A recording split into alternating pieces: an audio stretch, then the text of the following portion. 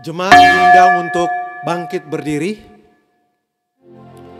Kita bersyukur kepada Tuhan untuk hari-hari yang sudah kita lewati. Kita bersyukur untuk kasih setia Tuhan yang tidak pernah berubah dan selalu baru setiap pagi. Mari Bapak Ibu Saudara yang kasih, kita datang kepada Tuhan. Kita beribadah, memuji, memuliakan Tuhan dan mendengarkan kebenaran firman Tuhan dengan sebuah pengakuan bahwa pertolongan kita adalah dalam nama Tuhan yang menjadikan langit dan bumi. Kasih karunia dan damai sejahtera dari Allah Bapa kita dan dari Tuhan Yesus Kristus menyertai kita sekalian. Amin. Haleluya, nyanyikanlah bagi Tuhan nyanyian baru. Pujilah Dia dalam jemaah orang-orang saleh. Kita angkat pujian KPPK nomor 9. Umatnya pujilah.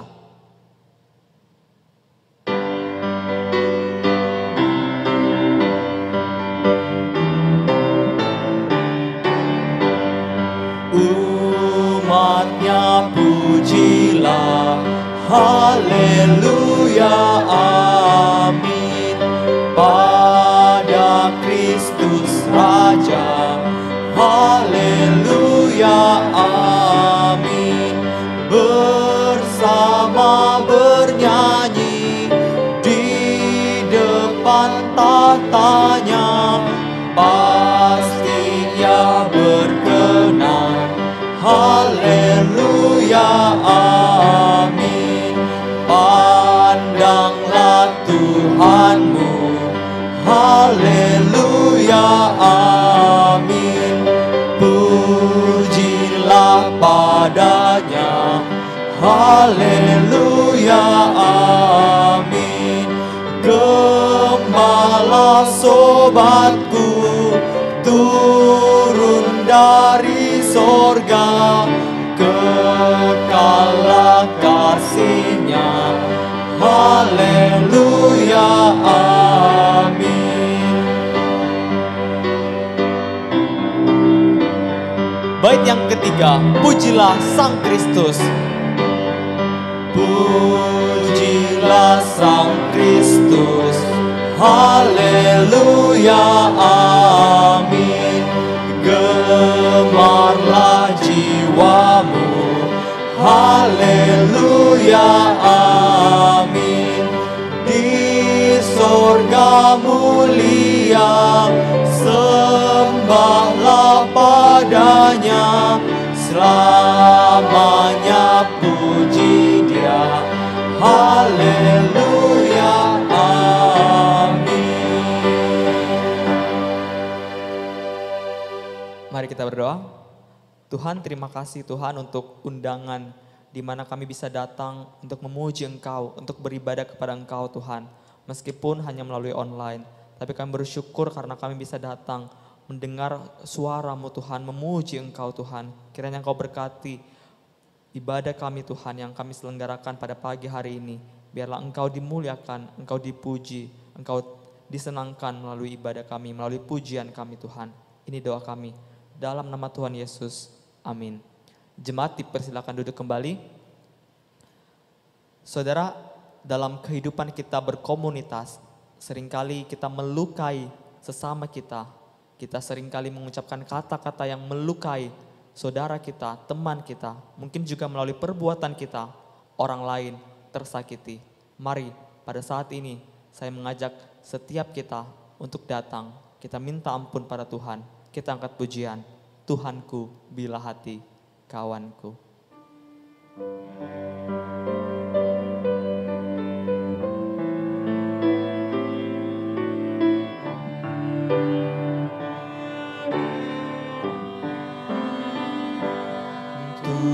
Tuhanku bila hati kawanku terluka oleh tingkah ujarku dan kehendakku jadi panduku, ampunilah.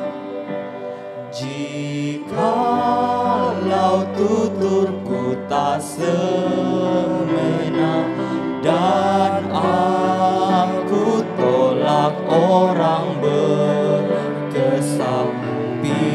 Pikiran dan tuturku bercela, ampunilah.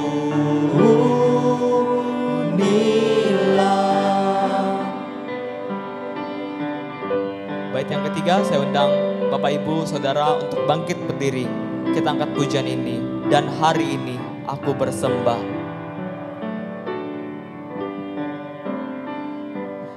Dan hari ini aku bersembah serta padamu Bapa berserah. Berikan daku kasih-Mu mesra. Amin.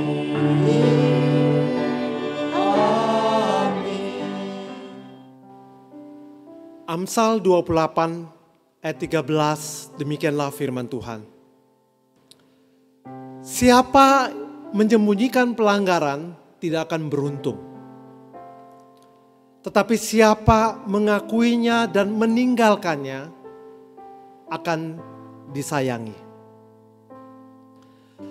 Mari Bapak Ibu Saudara yang kasih, secara pribadi terlebih dahulu kita datang kepada Tuhan.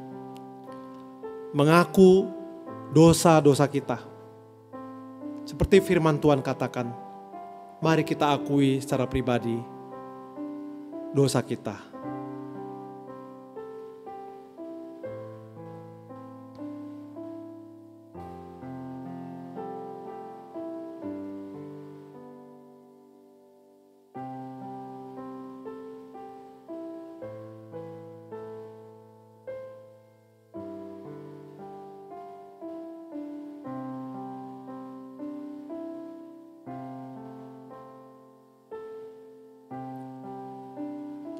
Bapa di dalam surga, Engkau Allah yang kudus, dengan penuh cacat dan celak. Kami datang kepadamu Tuhan, mengakui bahwa ada begitu banyak dosa dan pelanggaran kami. Tuhan, kami sering berkata kami ingin menyenangkan hati Tuhan. Kami ingin mengandalkan Tuhan dalam hidup kami. Tetapi prakteknya dalam kehidupan sehari-hari, kami lebih mengandalkan diri kami. Kami lebih mengandalkan kemampuan atau pengalaman kami. Bahkan kami bersandar kepada harta dan kekayaan kami. Oh Tuhan, ampunilah. Dalam kehidupan sehari-hari kami seringkali jauh dari Tuhan. Sementara Engkau merindukan kami berjumpa denganmu melalui persekutuan pribadi kami, melalui waktu-waktu teduh kami. Tetapi kami justru tidak memenuhi kerinduan-Mu itu. Kami lebih mengutamakan pekerjaan atau pelayanan kami. Kami sibuk ini dan itu, tapi kami tidak menyediakan waktu dengan Tuhan. Bahkan waktu yang tersisa begitu sedikit, itu pun tidak kami berikan kepada Tuhan. Oh Tuhan, ampunilah kami. Kami juga sering kali ya Tuhan dalam kehidupan kami sehari-hari, kami tidak mengasihi orang-orang yang ada di keluarga kami, rekan-rekan kami, teman-teman kami. Kami egois. Kami lebih banyak menyalah-nyalahkan mereka. Kami tidak mengasihi mereka dengan kasih Tuhan. Bahkan Tuhan, kami seringkali tahu kebenaran firman-Mu. Kami pelajari firman-Mu, kami mengerti firman-Mu. Tapi kami hanya tahu dan mengerti, kami tidak melakukannya dalam hidup kami sehari-hari. Kami tidak taat kepada Tuhan. Kami tidak setia mengikut Tuhan. Kami hanya mau, yang kami inginkan, yang kami kehendaki. Tapi kami tidak sungguh-sungguh, tidak serius melakukan apa yang Tuhan mau. Oh Tuhan, ampunilah. Kami datang mengakui dosa dan pelanggaran kami. Dan kami yakin, kami percaya, Kristus yang mati di kayu salib sudah menebus dosa-dosa kami yang dahulu dan yang sekarang. Dan olehnya Tuhan, kami mohon supaya Tuhan ampuni kami dan bebaskan kami dari rasa bersalah. Dan mampukan kami, beri kekuatan kepada kami untuk boleh menyenangkan hati Tuhan, mengasihi sesama, dan juga taat kepada kebenaran firman Tuhan. Terpujilah Engkau Allah yang hidup di dalam kecelaan dan kecacatan kami. Engkau Allah yang mau mengampuni. Dalam nama Tuhan Yesus kami bersyukur, kami berdoa. Amin. Saudara, dengan tetap bangkit berdiri, bersama-sama dengan gereja di segala abad dan segala tempat, mari kita mengikrarkan iman kita dengan mengucapkan pengakuan iman rasuli, saudara. Mari kita datang pada Tuhan mengikrarkan iman kita dengan mengucapkan pengakuan iman rasuli dengan demikian.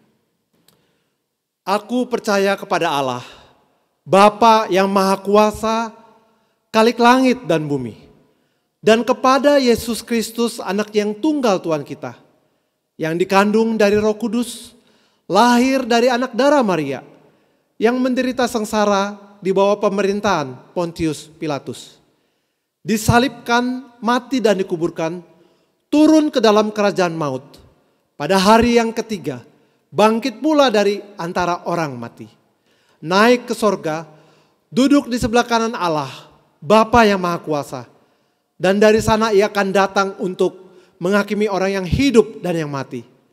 Aku percaya kepada Roh Kudus, gereja yang kudus dan am, persekutuan orang kudus, pengampunan dosa, kebangkitan tubuh, dan hidup yang kekal. Amin. Jemaat dipersilakan untuk duduk kembali. Untuk pengampunan dosa yang Tuhan berikan buat setiap kita. Saudara, sebelum kita mempersiapkan untuk mendengarkan firman Tuhan, kita angkat pujian yang mengatakan kita bersatu dalam kasih-Nya. Karena ketika kita ditebus, kita otomatis menjadi umat Allah. Mari kita angkat pujian ini, bersatu dalam kasih-Nya.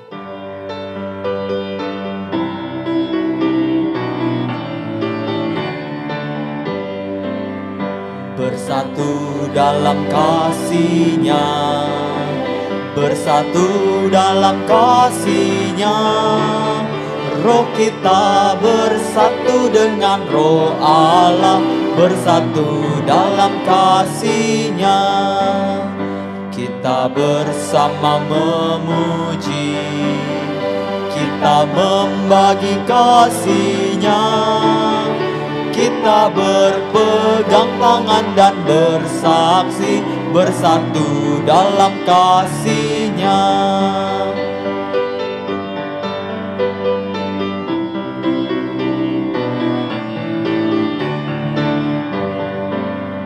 Bersatu dalam kasih-Nya, bersatu dalam kasih-Nya. Roh kita bersatu dengan Roh Allah, bersatu dalam kasih-Nya. Mari Bapak Ibu Saudara yang terkasih, kita datang kepada Tuhan untuk boleh merenungkan kebenaran firman Tuhan. Mari kita berdoa. Ya Bapa yang bertata dalam kerajaan surga, kami bersyukur kepadamu Tuhan. Kami sudah memuji-muji Engkau, kami sudah berdoa, dan tiba saatnya sekarang kami ingin mendengarkan kebenaran firman-Mu. Tuhan pimpin kami semua, baik hamba yang menyampaikan, baik setiap Bapak Ibu jemaat Tuhan yang mendengarkan. Biar kami semua mendapatkan sesuatu berkat, bagaimana kami boleh hidup sesuai dengan kehendak Tuhan. Pimpin kami dan biarlah Roh Kudus melingkupi kami dengan kasih-Mu. Dalam nama Tuhan Yesus kami bersyukur, kami berdoa. Amin. Selamat pagi Bapak Ibu Saudara yang dikasihi dan mengasihi Tuhan. Shalom. Kita akan membaca dan merenungkan firman Tuhan dari Matius 28 ayat 18 sampai 20. Ini merupakan sebuah ayat yang merupakan amanat agung dari Tuhan Yesus sebelum Tuhan Yesus naik ke surga. Dan kita juga akan membaca firman Tuhan dari 1 Tesalonika 3 ayat yang pertama. Ya. Kita akan membaca dan merenungkan firman Tuhan ini dalam sebuah tema, kepemimpinan dalam gereja. Bapak Ibu Saudara yang kasih, topik atau tema kepemimpinan dalam gereja pada waktu disampaikan dalam khotbah minggu seperti ini, saya bisa menduga ada sebuah pertanyaan yang mungkin muncul dari pikiran Bapak Ibu Saudara semua. Ini kan tentang kepemimpinan, ya. Saya ini bukan pemimpin gereja. Dan saya tidak mau menjadi pemimpin gereja. Mungkin itu yang dikatakan oleh Bapak Ibu Saudara semua. Dan ini menjadi sesuatu yang tidak relevan, ya, tidak sesuai, tidak cocok. Lalu kemungkinan saudara bisa men-switch off, ya. Atau saudara tidak lagi memperhatikan apa yang disampaikan. Nah, Bapak Ibu Saudara yang kasih, menurut hemat saya sesungguhnya tema kepemimpinan dalam gereja ini adalah tema yang relevan, ya. Yang harus diperhatikan oleh Bapak Ibu Saudara semua. Kenapa Bapak Ibu? Karena sesungguhnya kita adalah umat tebusan Tuhan, ya. Yang kita sesungguhnya dipanggil Tuhan untuk boleh menyenangkan hatinya. Ya. Dan itu harus sesuai dengan firman Tuhan. Dan kita juga dalam kehidupan kita itu tidak bisa lepas dari kehidupan bergereja. Ya. Apa yang terjadi pada gereja, apa yang menjadi pergumulan gereja, itu menjadi pergumulan kita semua. Dan kita sesungguhnya berada dalam posisi yang sama. Di mata Tuhan, ya, kita adalah umat tebusannya yang sama-sama mendapatkan kehendak atau perintah melalui amanat agungnya untuk boleh menaatinya. Nah saudara, sebenarnya pemimpin dan kepemimpinan itu menjadi sesuatu kebutuhan yang penting pada masyarakat modern sekarang ini. Ya. Tentunya kita semua sebenarnya adalah pemimpin. Saudara juga sebenarnya adalah seorang pemimpin. Ya. Mungkin saudara sebagai seorang pemimpin dalam sebuah keluarga. Mungkin saudara adalah seorang ibu rumah tangga yang juga memimpin anak-anak. Ya. Mungkin saudara juga adalah seorang aktivis atau pengurus gereja. Mungkin saudara adalah seorang aktivis atau pengurus di sebuah lembaga atau di sebuah kantor. Ya. Mungkin saudara juga adalah seorang pemimpin care group atau kelompok kecil. Mungkin saudara adalah seorang guru atas murid-murid. Saudara seorang guru sekolah minggu. Atau mungkin juga saudara punya banyak teman, banyak sahabat, banyak keluarga, banyak kenalan yang belum menerima Kristus sebagai Tuhan dan Juru Selamat. Dan saudara harus pimpin dia untuk mengalaminya. Ada begitu banyak saudara tentang kepemimpinan ini. Bapak Ibu Saudara yang kasih, apa yang terlintas dalam pikiran Bapak Ibu Saudara semua kalau mendengar kata pemimpin? Menurut saudara apa itu pemimpin? Apakah pemimpin orang yang mengatur yang dipimpin? Mungkin juga saudara mengatakan pemimpin itu adalah penguasa. Pemimpin itu adalah yang memegang jabatan. Pemimpin itu adalah orang yang memiliki kehormatan atau orang hebat. Ya. Dan jawaban itu adalah jawaban yang wajar-wajar saja. Tetapi ada begitu banyak jawaban itu tidak benar sepenuhnya. Dalam dunia yang sudah jatuh di dalam dosa ya, kepemimpinan memang seringkali disamakan dengan kekuasaan dan jabatan. Dan sedihnya banyak orang Kristen mengadopsi, mengambil pola konsep kepemimpinan dunia ini. Sementara pola konsep kepemimpinan Kristen itu sangat berbeda dengan pola konsep kepemimpinan dunia. Seorang pemimpin Kristen bukan orang yang bertindak dan mengambil keputusannya sendiri. Tapi seorang pemimpin Kristen dia harus bertindak dan mengambil keputusan sesuai dengan apa yang sebenarnya Tuhan katakan. Apa yang sebenarnya Tuhan kehendaki. Seorang pemimpin Kristen bukan orang yang memutuskan sesuatu itu seenak-enaknya. Ya. Sesuka-sukanya. Tapi harusnya dengan cara Tuhan atau seperti Kristus dulu pernah memutuskan seperti apa. Pola-pola Kristus itulah yang harus kita ikuti. Seorang pemimpin Kristen itu bukan orang yang seenak-enaknya juga mengatur semuanya.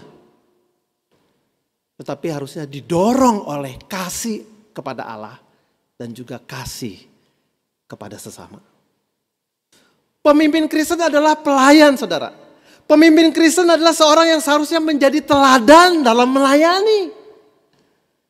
Yesus pernah berkata ya dalam Markus 10 ayat 43 sampai 45 demikian.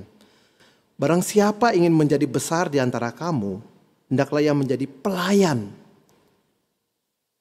Dan barang siapa ingin menjadi yang terkemuka di antara kamu, hendaklah ia menjadi hamba. Hamba untuk semuanya. Karena anak manusia juga datang bukan untuk dilayani, melainkan untuk melayani. Dan untuk memberikan nyawanya menjadi tebusan bagi banyak orang. Saudara, menjadi pemimpin Kristen adalah menjadi pemimpin yang melayani. Menjadi pemimpin Kristen adalah menjadi pemimpin yang menjadi hamba bagi semuanya. Nah, dengan kesadaran ini kita mau merenungkan ya. Matius 28 ayat 18 sampai 20 dan 1 Tesalonika 3 ayat 1. Ya. Matius 28 ayat 18 sampai 20 ini sebuah ayat yang sangat terkenal ya. Ayat tentang amanat agung Tuhan Yesus. Dan saya mau menyampaikan ini dari sudut pandang yang berbeda, saudara. Ya. Mari kita membacanya. Matius 28 ayat 18 sampai 20 demikianlah firman Tuhan. Yesus mendekati mereka dan berkata. Jadi Yesus mendatangi para murid ya. Yesus mendekati mereka dan berkata, "Kepadaku telah diberikan segala kuasa di sorga dan di bumi. Karena itu," maksudnya adalah karena kepadaku telah diberikan segala kuasa di sorga dan di bumi. Karena itu, pergilah, jadikanlah semua bangsa muridku. Dan baptislah mereka dalam nama Bapa dan Anak dan Roh Kudus. Dan ajarlah mereka melakukan segala sesuatu yang telah kuperintahkan kepadamu. Dan ketahuilah, aku menyertai kamu senantiasa sampai kepada akhir zaman. Dalam 1 Timotius 3 ayat 1, demikianlah firman Tuhan. Benarlah perkataan ini. Orang yang menghendaki jabatan penilik jemaat menginginkan pekerjaan yang indah. Sampai sedemikian jauh pembacaan firman Tuhan, yang berbahagia adalah kita yang membaca, merenungkan dan memelihara firman Tuhan dalam kehidupan kita sehari-hari. Bapak Ibu saudara yang kasih, mungkin saudara pernah mendapatkan hal yang demikian ya. Pernah mendengar hal yang demikian ya. Tapi saat ini saya ingin mengajak kita rethinking, memikirkannya kembali. Ya, demikian kutipan yang saya dapatkan. Pabrik sepatu memproduksi atau menghasilkan sepatu. Pabrik kertas memproduksi atau menghasilkan kertas. Pabrik kain memproduksi atau menghasilkan kain. Lalu apa yang harus diproduksi atau dihasilkan oleh gereja? Apa saudara? Menurut saudara apa yang harus diproduksi atau dihasilkan oleh gereja? Coba saudara berikan jawabannya dengan mengetikkan di kolom chat yang ada di YouTube saudara ya. Apa yang harus diproduksi atau dihasilkan oleh gereja? Saudara kan suka menulis, "Shalom, selamat pagi, selamat beribadah, Tuhan Yesus memberkati, puji Tuhan." Nah sekarang saudara tulis di kolom chat itu ya.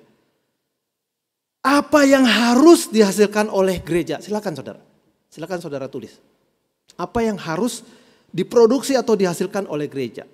Ya, saya tunggu beberapa saat ya. Silakan saudara. Bila saudara mau atau berkenan, saudara menjawab di kolom chat di YouTube kita ya. Apa yang harus dihasilkan oleh gereja?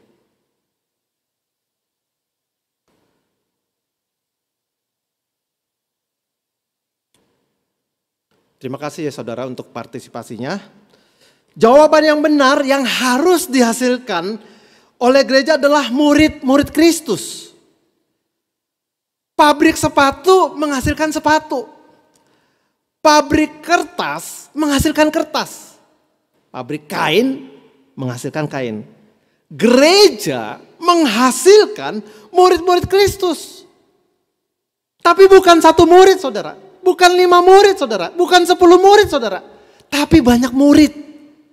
Gereja harus menghasilkan murid-murid Kristus. Produk utama gereja adalah menghasilkan murid Kristus. Gereja tidak dipanggil untuk menjadi terkenal, menjadi populer. Gereja tidak dipanggil untuk itu, saudara. Gereja tidak dipanggil untuk menjadi gereja yang hebat, gitu, yang dapat pengakuan oleh banyak jemaat atau oleh banyak gereja. Gereja tidak dipanggil untuk memperbanyak pelayanan demi pelayanan. Gereja tidak dipanggil untuk sibuk sana, sibuk sini. Gereja tidak dipanggil untuk membuat acara-acara yang besar, yang wah. Tapi gereja dipanggil untuk menghasilkan atau memproduksi murid-murid Kristus. Saudara, jelas dikatakan, Yesus memberikan perintah dan Yesus menghendaki seperti yang tercatat dalam Matius 28 ayat 18. Pergilah, jadikanlah semua bangsa muridku. Saudara, lalu apa hubungannya panggilan gereja ini dengan kepemimpinan di dalam gereja? Apa hubungannya? Adakah hubungannya? Saudara, kalau kita berbicara tentang kepemimpinan gereja, ya, kepemimpinan gereja itu menjadi tidak efektif, saudara ya. Apabila pemimpinnya tidak tahu apa yang harus dikejar, apa yang menjadi goalnya. Tapi kalau ada pun pemimpin gereja yang tahu ya, apa yang menjadi goalnya, tapi tidak yakin bahwa inilah goalnya, inilah yang harus dicapai, inilah yang harus diproduksi, inilah yang harus dihasilkan. Bahkan dia tidak menghidupinya. Jadi pemimpin gereja itu tidak tahu, tidak yakin, bahkan tidak menghidupi, maka gereja akan menjadi tidak efektif. Gereja tidak akan pernah bisa menghasilkan murid-murid Kristus. Walaupun gereja diisi oleh orang-orang yang hebat ya, atau orang-orang yang sangat terkenal ya. Saudara, di Jakarta saya pernah beribadah di gereja yang betul-betul banyak sekali artis-artisnya. Banyak sekali pejabat-pejabatnya. Banyak sekali ahli-ahli bidangnya, ya, bidang hukum. Macam-macam, saudara. Di Jakarta juga saya melihat ada sebuah gereja yang banyak jemaatnya itu pinter-pinter. Ya. Ada yang S1, S2, S3, S4, mungkin S5 gitu. Banyak, saudara, gereja yang jemaatnya pintar-pintar. Banyak juga gereja yang jemaatnya itu berpengalaman di gereja-gereja yang lain. Jadi dari satu gereja, pecah itu gereja, masuk ke gereja ini. Dari satu gereja, pecah itu gereja, masuk ke gereja ini. Nah, itu satu gereja itu banyak sekali orang yang berpengalaman. Yang jago-jago dalam berorganisasi. Saya juga bisa melihat banyak gereja yang jemaatnya tuh kaya-kaya. Ya. Tapi bila semua itu tidak tahu ya, tujuan gereja, tidak yakin apa yang harus diproduksi atau apa yang harus dihasilkan dalam gereja itu, bahkan tidak menghidupi, maka sesungguhnya itu gereja menjadi tidak efektif. Maka sesungguhnya itu gereja menjadi gereja yang tidak akan bisa menghasilkan atau memproduksi murid-murid Kristus. Saudara, sebuah otoritas, ya, sebuah otoritas itu biasanya dihubungkan dengan posisi yang lebih tinggi. Ya, posisi yang di atas. Contoh misalnya, saudara ya, kalau kita berhadapan dengan sebuah masalah dan masalah itu mentok, kita nggak bisa berhadapan dengan petugas itu. Biasanya kita itu cari yang di atasnya, ya. Entah itu supervisornya atau yang di atasnya lagi, entah itu manajernya, supaya masalah itu tidak mentok, masalah itu bisa terselesaikan. Ya. Atau contoh yang lain itu, misalnya dalam kemiliteran, ya. Pangkat yang di atas atau pangkat yang lebih tinggi itu mempunyai otoritas yang lebih besar. Dan sesungguhnya pada umumnya ya, orang yang levelnya lebih tinggi, dia punya otoritas yang lebih tinggi. Nah, Kristus dalam Matius 28 mengatakan bahwa kepadaku telah diberikan kuasa di sorga dan di bumi. Yesus memegang otoritas yang tertinggi, saudara. Semua ada di jalur perintahnya sebagai pemegang otoritas yang tertinggi. Coba saudara perhatikan ya. Dalam 2 ayat di Matius yang paling akhir, Yesus mengatakan apa? Pergilah. Ini perintah.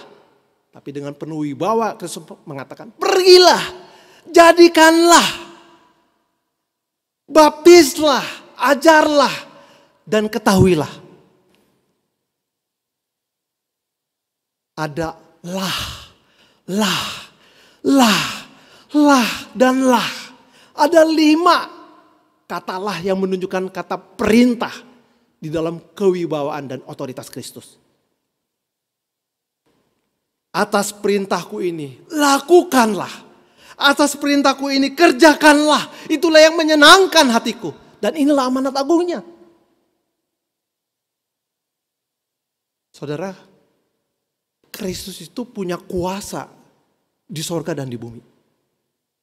Dan Kristus yang punya kuasa itu memberikan perintah. 1, pergilah. 2, jadikanlah. 3, baptislah. 4, ajarlah. Dan Kristus mengatakan, ketahuilah. Kristus bukan hanya memberikan perintah dengan kuasanya. Tapi Kristus memberikan satu perkataan yang menghibur. Yang menjadi kekuatan. Dan aku menyertai kamu sampai kepada akhir zaman. Ada penyertaannya, saudara. Saudara, pada waktu saya SMA, saya itu punya olahraga bela diri. Saya karateka, ya. Pada waktu itu saya ban coklat. Saya 2 bulan atau 3 bulan itu akan mengikuti ujian ban hitam. Dan dalam rangka itu, pelatih saya ya, senpai saya di karate itu kalau pelatih dipanggilnya senpai. Senpai saya itu mengatakan bahwa saya harus menghadapi saat itu dojo bebas.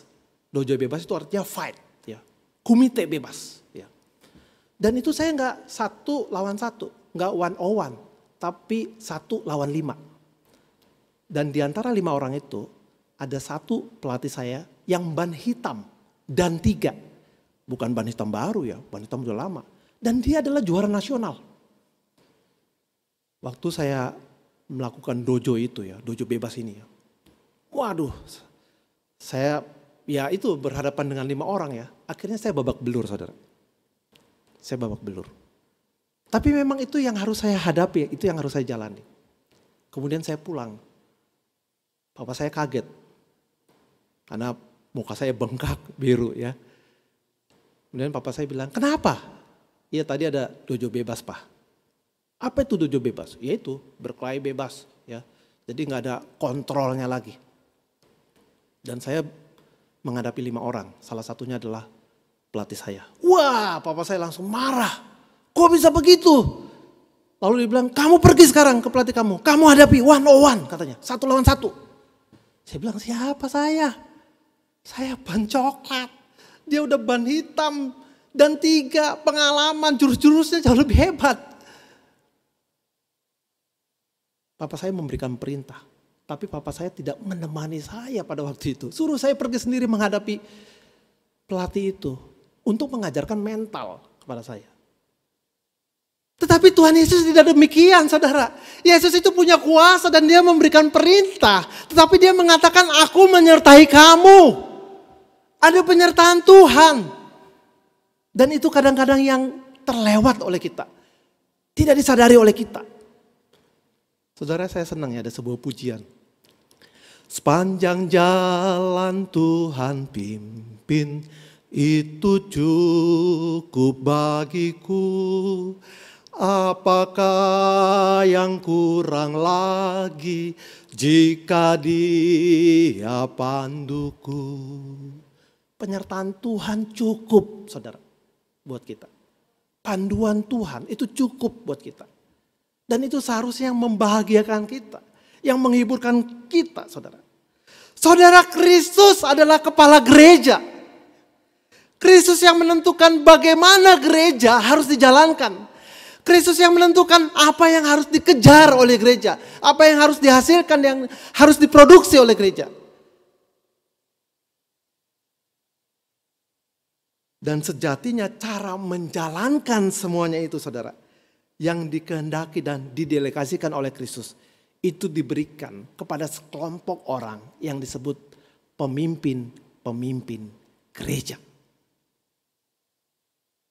Saudara, Bill Hybels pernah berkata demikian, saudara. Harapan dunia ini sesungguhnya ada dalam Kristus. Dan harapan itu bisa terwujud melalui gerejanya. Tetapi bagaimana bisa berharap pada gereja Tuhan jika pemimpin-pemimpinnya tidak menyatakan otoritas Kristus?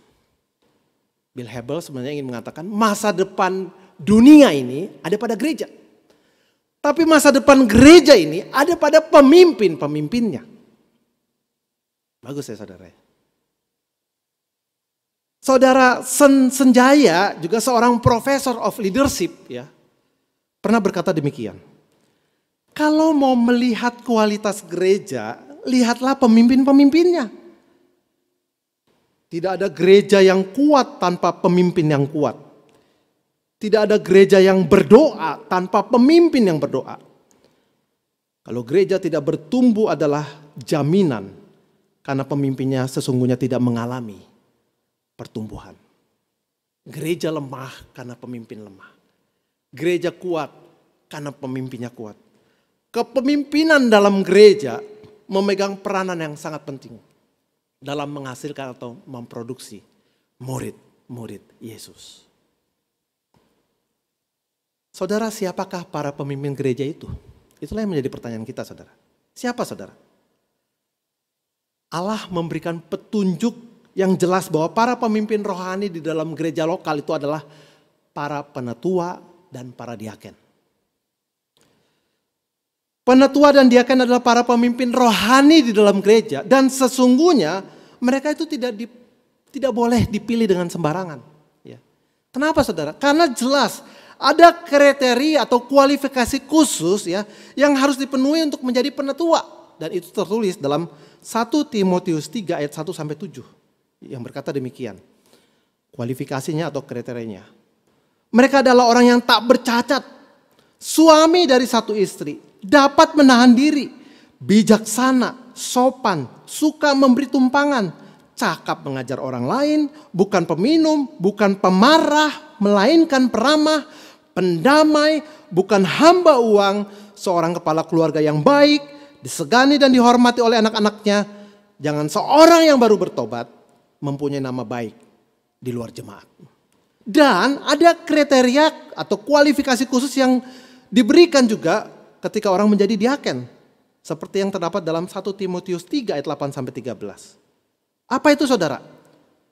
Di antaranya adalah orang yang terhormat, jangan bercabang lidah, jangan penggemar anggur, jangan serakah, melainkan orang yang memelihara rahasia iman, jangan pemfitnah, dapat menahan diri, dapat dipercaya, suami dari satu istri, dan mengurus anak-anak serta keluarga dengan baik. Saudara, jabatan apapun atau siapapun yang menjabat menjadi penatua atau menjadi diaken, itu dibilang adalah orang-orang yang melakukan pekerjaan yang indah. Itu dibilang oleh firman Tuhan adalah orang-orang yang memiliki kedudukan yang baik. Saudara, pendeta Yakub Trihandoko ya, dalam sebuah artikelnya menjelaskan dengan sangat baik ya tentang perbedaan antara penatua dan diaken ya. Beliau mengatakan bahwa tugas penatua dan diaken sebagai berikut. Penatua, tugasnya itu adalah fokus pada pengajaran dan pertumbuhan rohani. Itu tugas penatua. Lalu apa tugas diaken? Tugas diaken adalah fokus pada kebutuhan-kebutuhan keberlangsungan gereja. Misalnya tugas administratif sehari-hari, urusan rumah tangga gereja, ya, pengembangan atau pembangunan fisik gereja, dukungan sosial bagi jemaat, dan visitasi jemaat.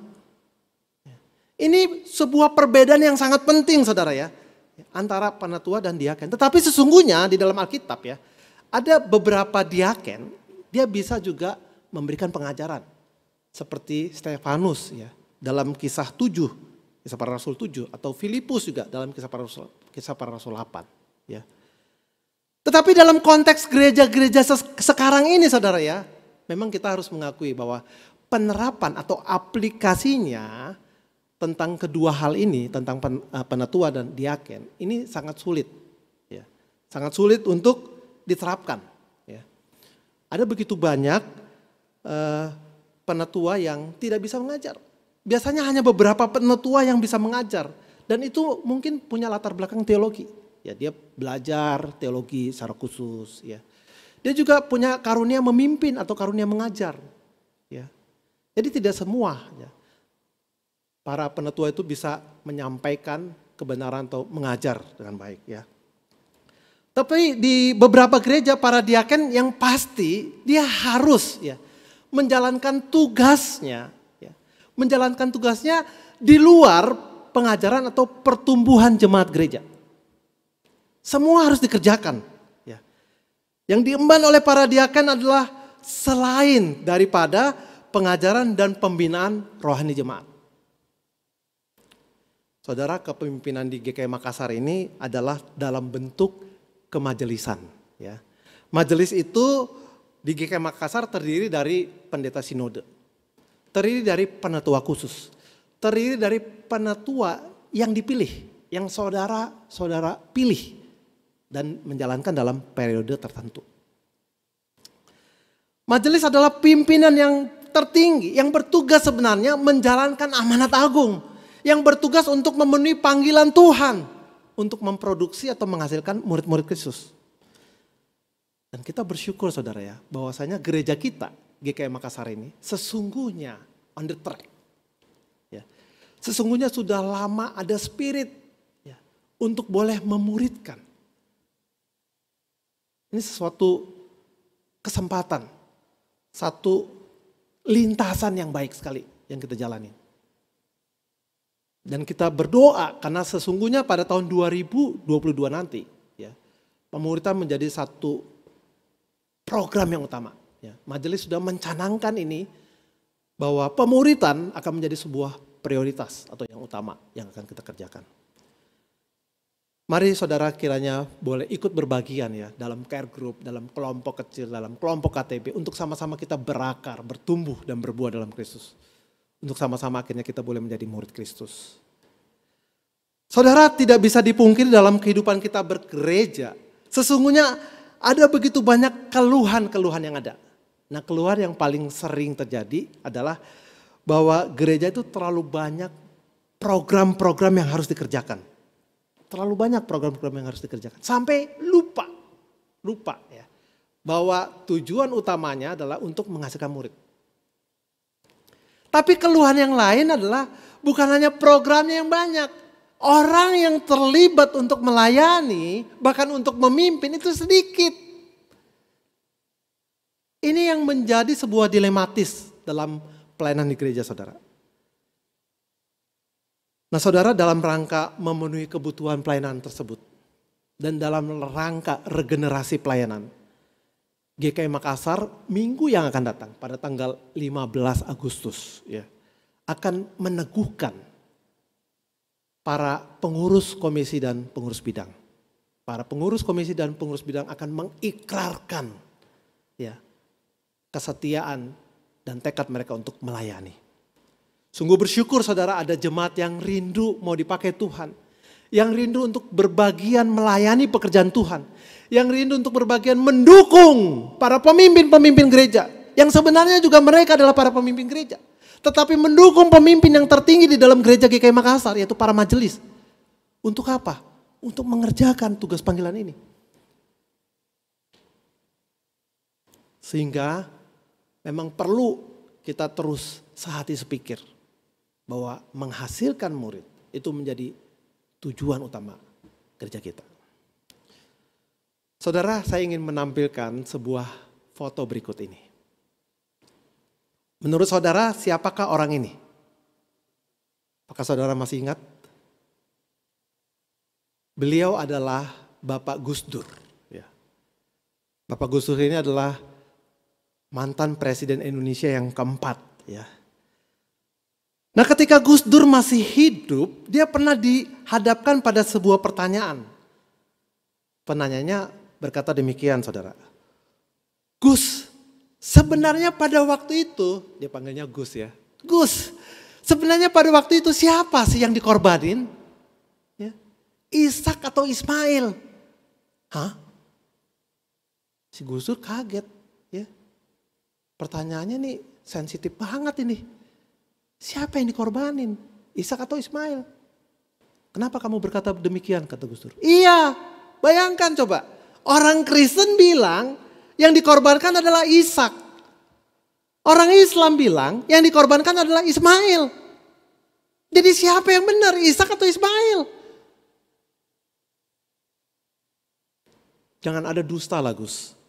Coba katakan siapa yang benar.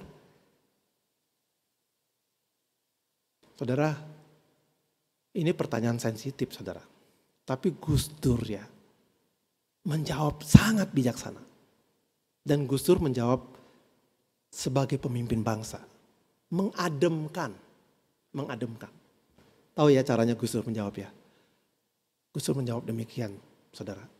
Gitu aja kok repot katanya. Masa gitu aja kamu tanyain? Yang penting kan selamat, yang penting kan aman.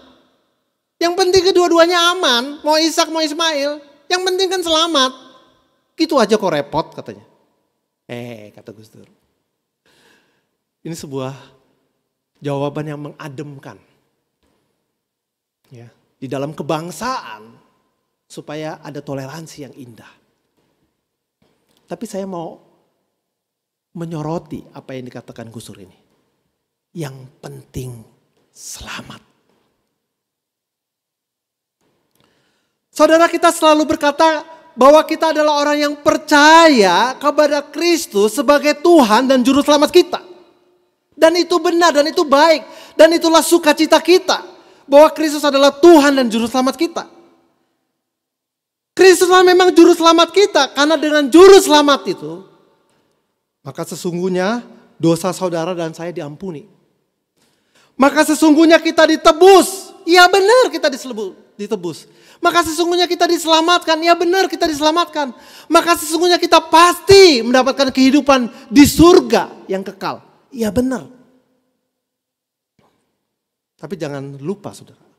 Walaupun yang penting selamat. Kristus itu bukan hanya juru selamat. Kristus juga Tuhan. Tapi bagian ini yang jarang sekali kita hidupi. Tapi bagian ini yang jarang sekali kita perhatikan. Sering sekali kita tidak mengingatnya. Bahwa Kristus adalah Tuhan. Kalau juru selamat kita suka. Ya, kita senang. Ya. Karena memang dialah juru selamat. Tapi kalau Tuhan. Sesungguhnya Kristus yang adalah juru selamat adalah satu paket. Kalau kita mengaku Kristus juru selamat, Kristus itu adalah Tuhan. Nah Kristus Tuhan itu berkata bahwa kepadaku telah diberikan kuasa di surga dan di bumi. Akulah pencipta langit dan bumi. Dan aku memberikan perintah. Pergilah. Jadikanlah semua bangsa murid. Baptislah, ajarlah dan ketahuilah. Aku menyertai kamu sampai selama-lamanya. Saudara, disinilah challenge kita. Disinilah tantangan bagi kita semua. Bagi kita para pemimpin gereja GKI Makassar. Bagi kita para pengurus bidang dan komisi. Bagi kita jemaat Tuhan yang sudah ditebus oleh darah Kristus. Maukah kita? Dan bisakah kita memenuhi tantangan ini? Untuk menghasilkan murid Kristus. Untuk kita juga bertumbuh menjadi murid Kristus. Dan untuk menjadi murid yang memuridkan. Maukah kita? Dan bisakah kita untuk memenuhi panggilan Tuhan? Amanat agungnya yang diperintahkan dan dikehendakinya kepada kita semua. Supaya kita menjadi murid-muridnya. Dan gereja kita juga menghasilkan murid-murid Kristus. Kiranya Tuhan memberkati kita dengan limpah anugerahnya. Amin. Mari Bapak Ibu Saudara, kita datang kepada Tuhan, kita berdoa. Ya Tuhan, kami bersyukur karena Engkau Allah yang penuh kuasa. Kami bersyukur Engkau Allah juga yang mau datang ke dunia ini menjadi manusia. melalui Yesus Kristus. Dan kami bersyukur bahwa Kristus mau mati di kayu salib, menebus dosa-dosa kami, mengampuni kami, menerima kami, dan juga menjamin kami untuk hidup kekal di surga selama-lamanya. Ya Tuhan, terima kasih. Betapa besarnya anugerah-Mu bagi kami. Dan Engkau memberikan perintah kepada kami semua. Baik itu sebagai gereja. Baik itu sebagai pemimpin-pemimpin gereja. Baik itu kami sebagai jemaat lokal. Untuk boleh mencari dan menjangkau yang terhilang. Untuk boleh mendatangkan atau menghasilkan murid Kristus. Terima kasih Tuhan. Biarlah Engkau menolong kami untuk merenungkan firman-Mu ini. Dan juga menjadi pelaku-pelakunya. Dalam nama Tuhan Yesus kami bersyukur, kami berdoa. Amin. Bapak Ibu, saudara yang kasih, mari kita melihat beberapa warta yang penting yang boleh kita perhatikan bersama-sama. Yang pertama, kebaktian umum hari ini diadakan tetap secara online. Jemaat dapat mengikuti ibadah pada pukul 7.30 dan pukul 10 melalui YouTube GKI Makassar. Hari ini temanya kepemimpinan dalam gereja.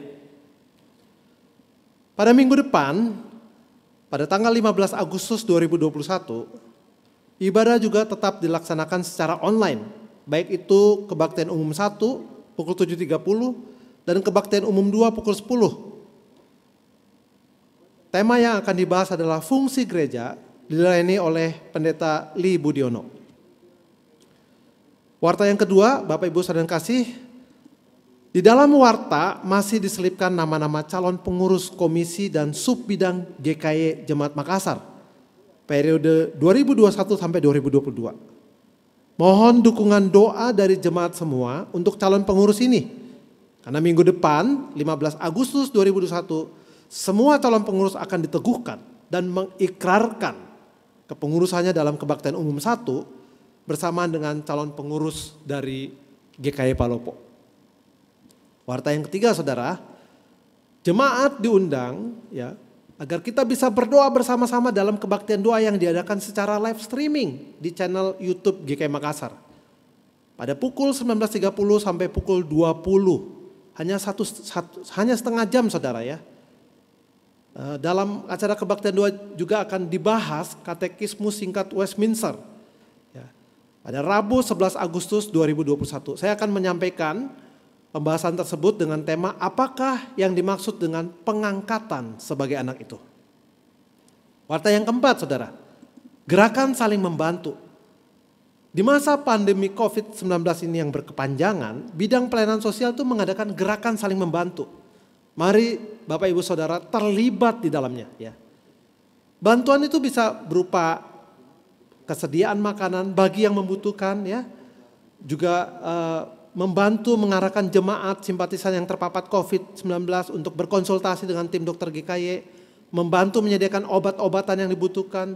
Dalam keadaan darurat GKI Makassar juga dapat meminjamkan tabung oksigen ya bagi jemaat atau simpatisan yang membutuhkan ya. Walaupun terbatas tentunya itu sangat menolong bagi orang-orang yang membutuhkan ya. Jemaat dapat terlibat dalam gerakan ini dengan menyalurkan dana ya. Jadi bantuannya dalam menyalurkan dana tadi itu beberapa ekspresi bantuan yang akan kita berikan. Tapi Bapak Ibu Saudara dapat menyalurkan dana ke nomor rekening yang tertera ya atas nama Gereja Kristus Yesus Makassar dengan memberikan keterangan atau catatan bantuan COVID ya. Bagi Bapak Ibu yang membutuhkan informasi selanjutnya dapat menghubungi hotline COVID GKI Makassar ya. Yang mulai hari Senin pada 9 Agustus 2021 nomor hotline COVID GKI Makassar itu berubah dari nomor 0813 5585 8001 menjadi 0812 4281 3656. Kiranya menjadi perhatian Bapak Ibu Saudara ya. Berita kelahiran ya, berita keluarga. Telah lahir Elnatan Arang Tiranda Madika pada hari Rabu 4 Agustus yang lalu. Elnatan Arang Tiranda Madika adalah anak dari Bapak Markus Madika dan Ibu Sarce Tapa Tiranda. Ya. Kiranya Tuhan senantiasa memberkati keluarga Bapak Markus Madika. Berita duka. Telah pulang ke rumah Bapak di sorga, Bapak Pi Ritsang Pinarto, Bapak Peng Jinsan, ya, yang berusia 73 tahun pada hari Selasa 3 Agustus yang lalu. Almarhum Bapak Piri Sang Pinarto adalah suami dari Ibu Loa Guat Kim dan ayah dari Dr. Lili Pinarto, mertua Dr. Andri AS. Jenazah telah dimakamkan pada hari Rabu yang lalu juga 4 Agustus di pemakaman Panara. Kiranya Roh Kudus memberi penghiburan kepada segenap keluarga yang berduka. Berita duka yang kedua, telah pulang ke rumah Bapa di sorga Ibu Leni Limawal pada usia 74 tahun. Pada hari Jumat 6 Agustus 2021 yang lalu. Jenazah telah dikremasi pada hari Jumat juga 6 Agustus 2021 yang lalu. Kiranya Roh Kudus memberi penghiburan kepada segenap keluarga yang berduka. Demikianlah warta yang bisa disampaikan, kiranya menjadi perhatian dan kita terus mendukung keluarga-keluarga atau jemaat kita yang mengalami terpapar COVID ya. Kita doakan terus. Kita doakan juga gereja dalam melaksanakan tugas panggilannya. Kita bersyukur untuk firman Tuhan yang sudah kita dengar. Tiba saatnya kita untuk memberikan persembahan kepada Tuhan. Kiranya persembahan yang terbaik ialah hidup kita yang menjadi saluran berkat bagi orang-orang di luar sana. Kita angkat pujian dari KPPK 326, jadikan aku saluran berkat.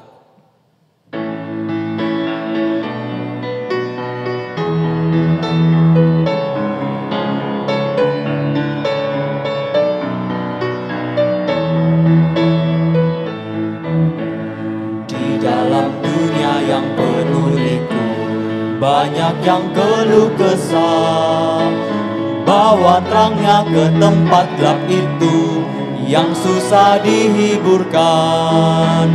Jadikan aku saluran berkat dan pemancar kasih Kristus. Dengar doaku dan jadikanku saluran berkat bagi umatnya. Saya undang kita untuk bangkit berdiri. Kita angkat bait yang kedua. Beritakan tentang kasih Tuhanmu, tentang pengampunan yang diberikan bagi Tuhan. Beritakan tentang kasih Tuhanmu, tentang pengampunannya. Bawalah mereka kepadanya dengan saksi hidupmu. Jadikan aku saluran berkat dan pemancar kasih Kristus. Dengar doaku dan jadikanku saluran berkat bagi umatnya. Jadikan aku saluran berkat dan pemancar kasih Kristus. Dengar doaku dan jadikanku saluran berkat bagi umatnya. Mari kita bersatu dalam doa. Bapa, kami bersyukur untuk penyertaan-Mu sepanjang kehidupan kami. Kami bersyukur untuk pemeliharaan-Mu yang Engkau selalu berikan bagi kami.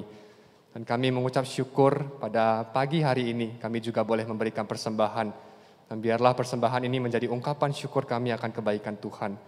Dan biarlah persembahan itu tidak hanya berhenti ketika kami memberikan apa yang sudah Engkau berikan bagi kami, tapi hidup kami seluruhnya juga boleh menjadi berkat bagi orang-orang yang ada di luar sana ya Bapa.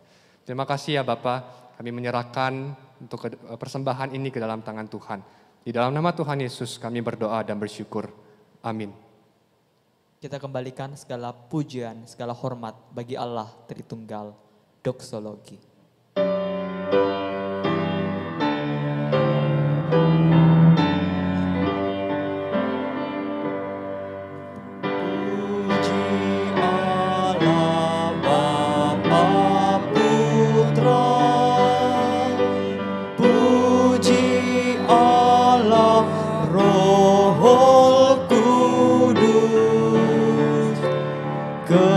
Ketiganya yang esa, pohon selamat, sumber berkah.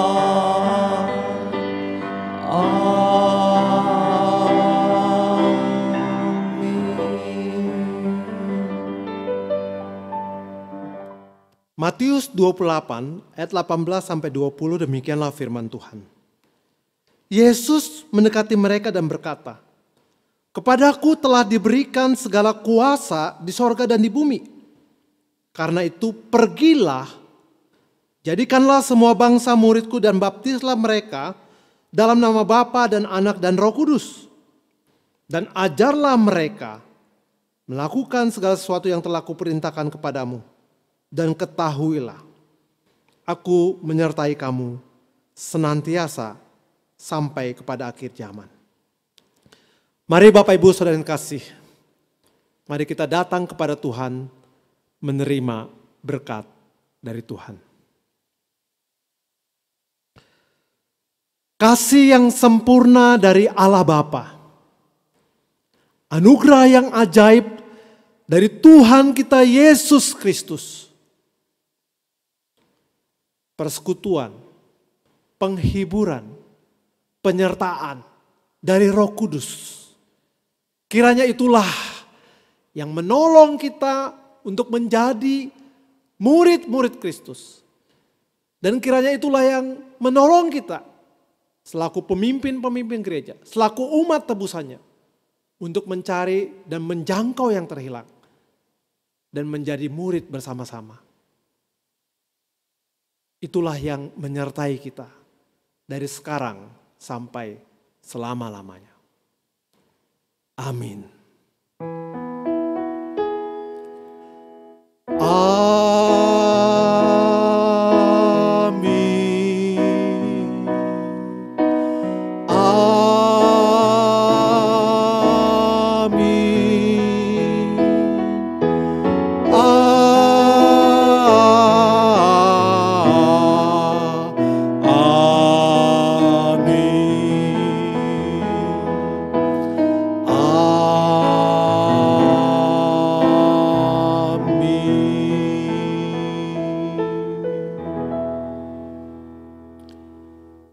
Ibadah selesai, jemaat dipersilakan duduk kembali dan mengambil waktu teduh. Bagi Bapak Ibu, saudara yang belum menyelesaikan persembahan, diberi kesempatan untuk menyelesaikan persembahan tersebut. Selamat hari Minggu, Tuhan Yesus memberkati.